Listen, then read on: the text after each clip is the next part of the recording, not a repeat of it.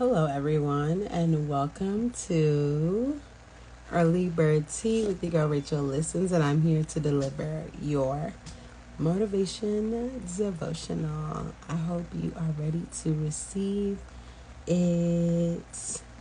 Today is 13 out of 14 days of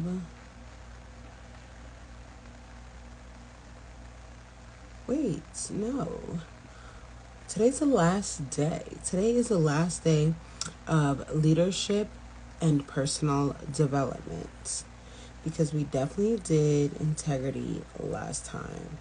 So I'm pretty sure today is the last day. Yes, we did do integrity yesterday. Ooh, are you excited? I'm excited. That means we get to start a new devotional tomorrow, and tomorrow is a Monday. Anywho, alignment, regardless. Today's topic is self-discipline. Because of Timothy's natural inclination to timidity, I guess, of being timid, Paul was prompted to encourage his fellow workers to maintain a holy boldness and assurance in his position of spiritual leader.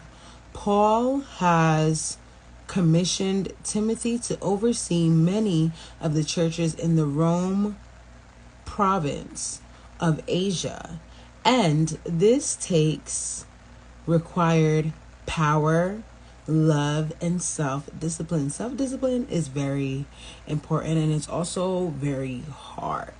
Being self-disciplined is extremely difficult. Like, one of the hardest things to accomplish, honestly. Like, especially for me. Like, I have to be disciplined. I have to tell myself when to get off of social media. I have to tell myself when to turn off the TV. I have to tell myself when to get up and do something when I know I have a to-do list, but I'd rather do like soft life things. Self-discipline is needed to stretch us beyond our own comfort zones and areas of personal inertia. For some, the needed discipline will be more in the realm of the emotions. For others, the focus of self-control will be in the realm of mind and of the will. Self-discipline over my emotions. That could be a topic all on its own right there. Written to the Galatians, Paul said that the fruit of the Spirit is love, joy, peace, forbearance,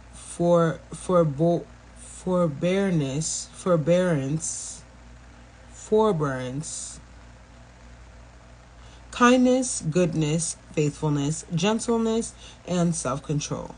Galatians 5:22-23. While people without Christ can exercise self-control, this quality in its fullest expression of character transformation is a part of the spiritual fruit that only the Holy Spirit can produce. Why is it that I'm even talking about being disciplined? I'm like, in the back of my mind, I'm thinking about all the possible ways to not be disciplined. Like, my mind is so crazy at times. Self-discipline is seldom easy. Self-discipline is seldom easy.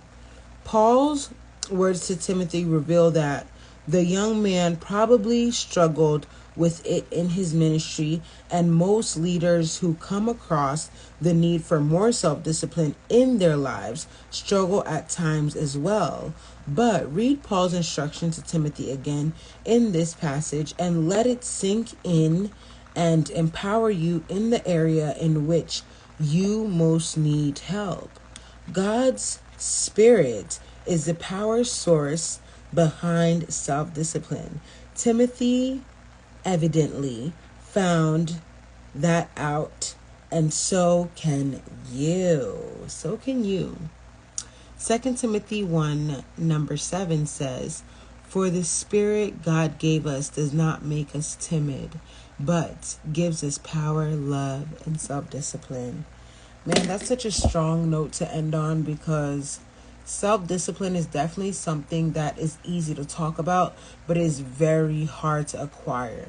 You have to constantly be proving to yourself that you have it by being in those circumstances, in those situations where you have to express it. Self-discipline is a skill that you only know whether you have it or not by the trials of tribulations of you having to make that decision of whether or not you're going to be disciplined or not. And that's what's really hard about it. But I pray for all of you the same way I pray for myself, that you receive self-discipline. And it's not something that you're just going to wake up and get one day at a time. And when you start to pray for it, God's going to give you opportunities to be disciplined. That way you can really flex that muscle, and it can get stronger and stronger and stronger over time. But at the end of the day, God's got you through this whole journey, even through the journey of leadership like we just walked through. God's got you. He's going to watch over you. He's going to protect you. He loves you. He wants you to succeed. He wants you to go out there and be a great representation and emulation of Jesus Christ and everything else that they've instilled in us to bless us and to allow us and to give us power to glorify him, and so on and so forth. So I pray that you go out there and you be the best leader that you could possibly be. And just know that, for reference, this is always going to be here. It's always going to be on Facebook. It's always going to be on YouTube. It's always going to be on Instagram. If you ever want to just tap back in and receive these rays into your lifestyle one more time, you can always go there. Check out Rays in Your Lifestyle on YouTube. RAYSINYOURLIFESTYLE.